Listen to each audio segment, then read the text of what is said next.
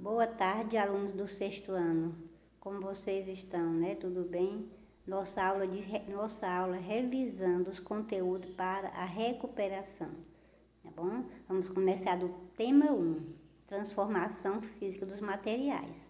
Transformação física ocorre quando ocorre apenas uma mudança na forma física.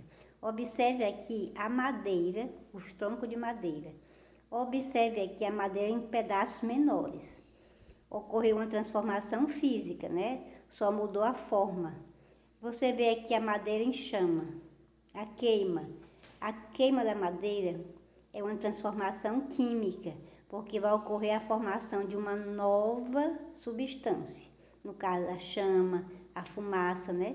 Daí é uma transformação química, certo? O gelo, quando você coloca água no congelador, ela vai transformar-se em gelo.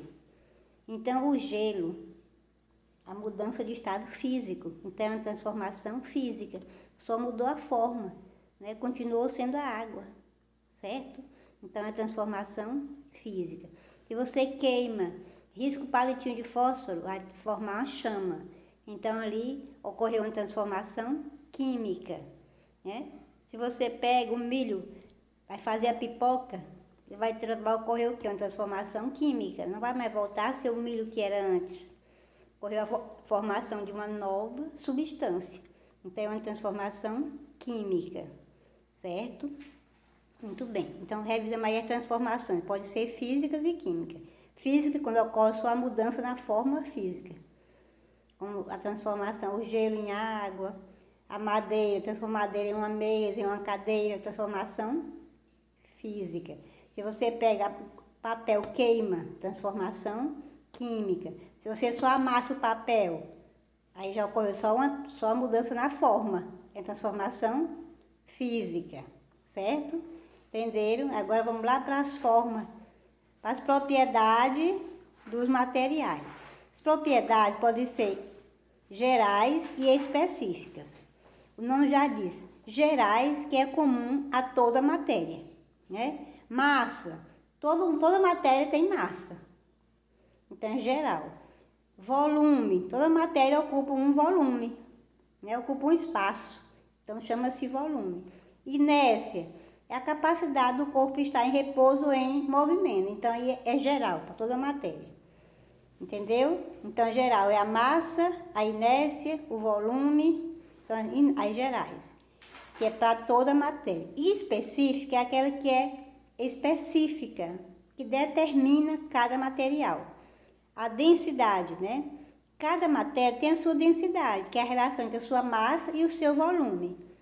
Então, aí é específico. Você vê aqui, ó, um é mais denso do que o outro, né? Então, é propriedade específica. Propriedade magnética é específica, capacidade de atrair um ímã, né? É específico. O ímã só vai atrair os metais. Não vai atrair a borracha, não vai atrair a madeira. Então, aí é específica, que é de alguns materiais, não são de todos. Entendeu?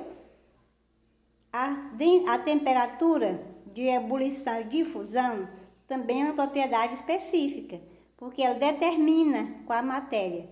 Veja aí, ó, a água, temperatura de fusão da água é 0 graus Celsius, a de ebulição é 100 graus Celsius. Você vê o ferro, é 1538 a temperatura de fusão do ferro. A de ebulição já é 2862.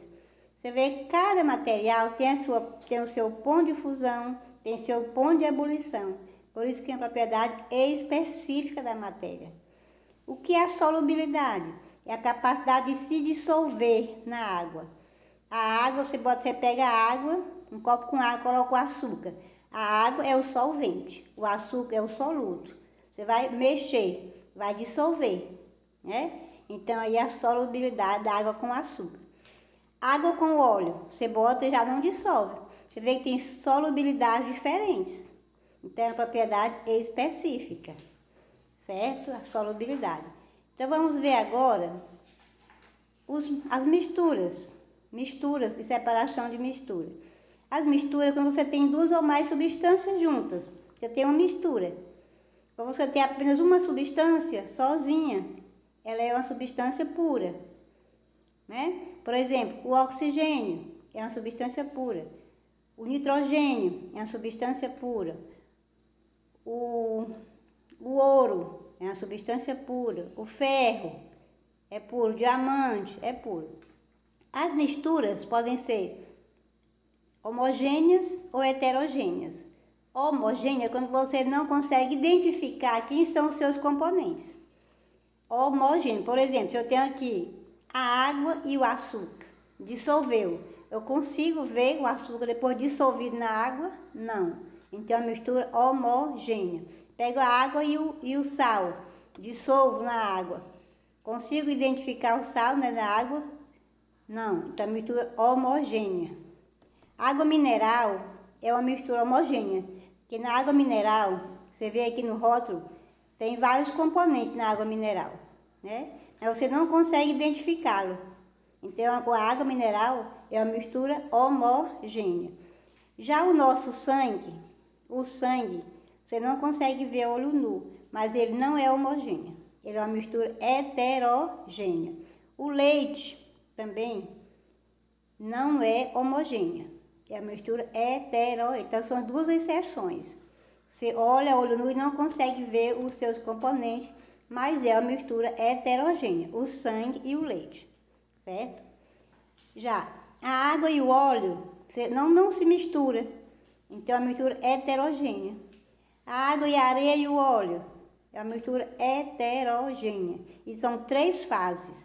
Você vê aqui a areia, a água e o óleo. Tem 3 fases. A água e o óleo tem 2 fases. Você vê a água e o óleo, certo? Então, são misturas heterogêneas. Como separar essas misturas homogêneas e heterogêneas? Os processos de separação. Aqui, para separar misturas, existem vários processos. Misturas homogêneas são a evaporação e a destilação. Para mim separar a água do sal, eu posso separar através do processo da evaporação. Eu boto na panela e deixo a água evaporar. Então, deixa o sol, a água evapora e fica o sal. É o que acontece nas salinas. É o local onde vai colher o sal do mar, retirar o sal da água do mar. Nas salinas, faz tanque bem raso na praia, e coloca a água do mar e a água evapora e o sal fica no tanque. Então, o processo de separação, de mistura homogênea, a evaporação. O outro processo é a destilação, através de um destilador que é usado mais em laboratório. A mistura heterogênea tem vários processos, que é a separação magnética, através de um ímã. Tem a filtração, você tem em casa um filtro. Coloca a água, vai separar as partículas sólidas da água. Separação de mistura heterogênea. A catação, você vai catar arroz para colocar no fogo. Separação de 2 substâncias sólidas, a catação. Peneiração, você vai fazer o suco de maracujá. Vai peneirar, separar a semente do suco. É um processo de separação, usa a peneiração. A decantação, você mistura água com areia. Aí quer separar, deixa em repouso por algum tempinho, depois você vai ver que a areia fica no fundo e a água fica em cima.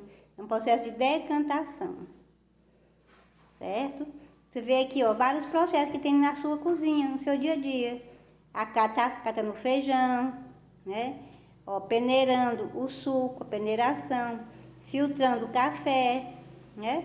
Separando aqui um líquido de um sólido, separando o sólido de um líquido, separando de 2 sólidos, certo? Aqui a decantação, misturada com areia. Aí deixou em repouso, aí a areia ficou no fundo.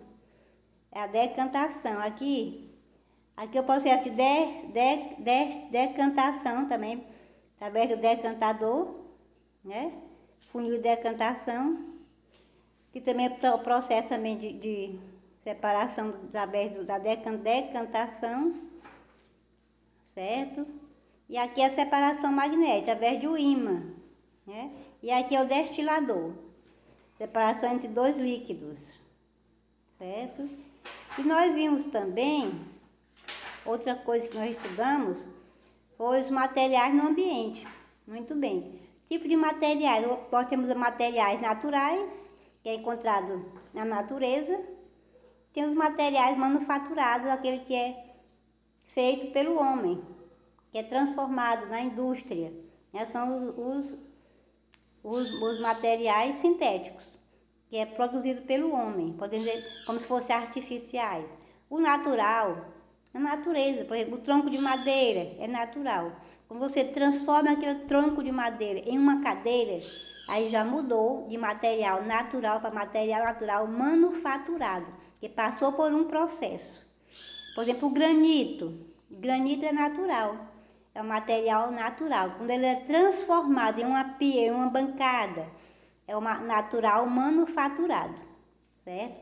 O sintético é quando é produzido em laboratório, né, como medicamento, né, é um material sintético.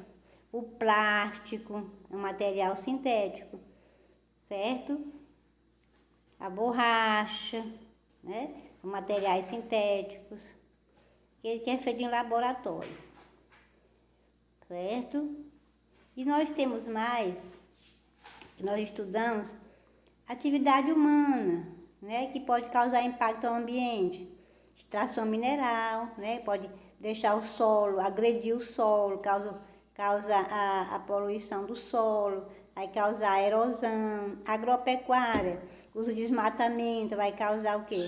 O desmatamento, a morte de animais, as queimadas, né? Os agrotóxicos pode usar também para poluir o solo, o homem usa na agricultura, vai poluir o solo, vai poluir a água. A indústria vai poluir o nosso ar. Então são efeitos, impactos ambientais que provocados pela ação do homem, certo? E isso foi nossa revisão para recuperação. Vocês estudem, né? Assistam a videoaula, depois dão uma revisadinha no livro, nas atividades, e boa prova, certo? Fique com Deus, até a próxima.